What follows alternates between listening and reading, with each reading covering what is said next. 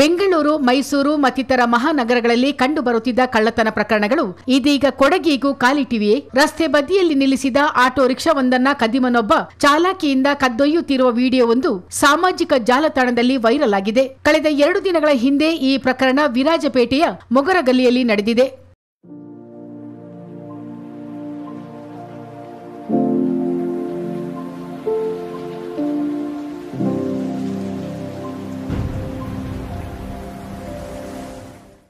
ಮಧ್ಯರಾತ್ರಿ 12 ಗಂಟೆ ಸುಮಾರಿಗೆ ಟೋಪಿ ಧರಿಸಿದ ವ್ಯಕ್ತಿಯೊಬ್ಬ ಗೂಡ್ಸ್ ಆಟೋ ಬಳಿ ಬಂದು ಸಲೀಸಾಗಿ ಏರುತ್ತಾನೆ.